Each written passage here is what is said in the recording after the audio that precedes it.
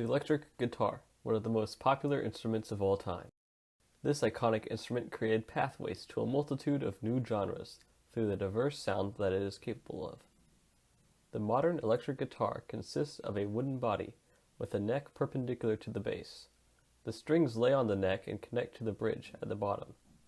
Between the neck and the bridge, there are pickups, usually a neck pickup and a bridge pickup.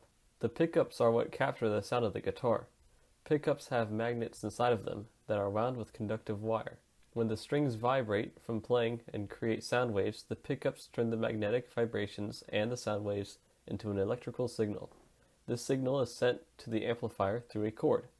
The electric signal is turned back into a magnetic wave where its sound is much louder. With a raw output, a guitar's sound, or tone, isn't very distinct. To change the sound, the guitar's signal must be changed. This is done either directly in the amplifier itself or in an effects pedal that intersects the guitar's signal before it reaches the amp. Guitar pedals come into effect during the stage between the guitar and the amp, when the signal is still magnetic. These pedals are where most of the interesting sounds are made: reverb, delay, distortion, wah, chorus, and even a volume limiter. The world of these effects are vast, and the increasing production of new sounds that differ between brands are impossible to cover in a simple video like this. For this study, I will be comparing distortion, reverb, echo, and phaser effects.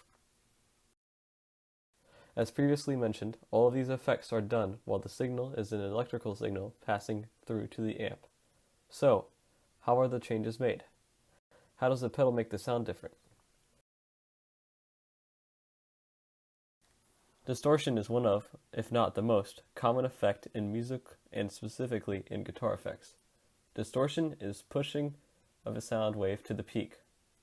The main modifier in distortion effect is gain. Gain in sound is defined as the loudness of the input on the channel. It controls the tone, but does not affect the loudness. It is different from volume, which controls the sound's loudness without changing the literal sound whatsoever. When the gain or volume is raised, the sound wave becomes larger, but the gain will not surpass the volume. So, if the gain is raised above the volume, the wave will square off at the point where it cannot go any further.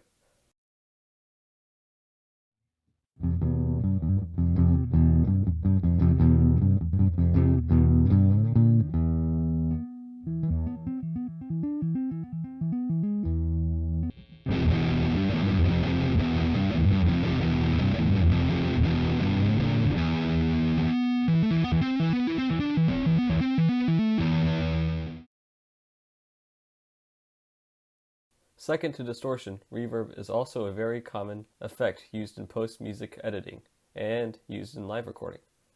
In the context of a guitar effect, reverb is the sense of filling the room or natural reverberation, similar to an echo effect. But instead of echoing, the sound is just lengthened. Reverb is one of the more difficult effects to explain, but is very easy to hear. What reverb does is artificially create the effect of sound waves reflections off of an acoustic environment. So, for a short duration after playing the source note, the effect makes a copy that plays after until reaching zero volume. What differentiates reverb from echo is the pronunciation of the repeated source. Echo delay produces the same source note repeatedly with a fixed time and volume, enunciating the source note. This sounds like a literal echo. Reverb plays the note again with a very close succession, so it tricks the ear into sounding like the same note is prolonged.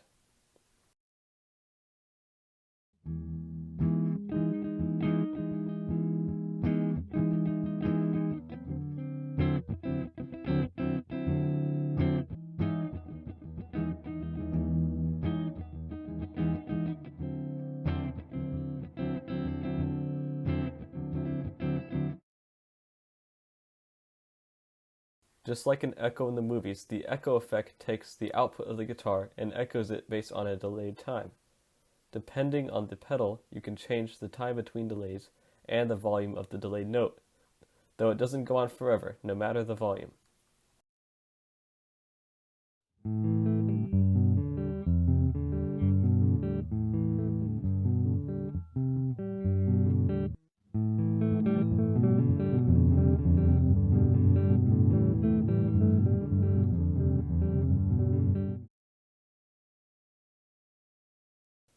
Used by many different playstyles, the phaser effect is the ultimate tool to add an incredible sound to any track. The phaser effect has an audible wave sound that is heard best with straight static. This pedal works differently than you might expect though. Similar to the reverb pedal, the phaser effect duplicates the original input from the guitar. But, unlike the reverb, phaser changes the position of the duplicated sound wave and plays it at the same time as the source. This movement is measured in degrees relative to the source. In this example, the wave is moved 180 degrees. At this position, the duplicated wave's peaks are in line with the original wave's trough. Pedal controls dictate this degree of movement. When you turn the knob from 0 to 100, it sounds like the wave noise is getting faster.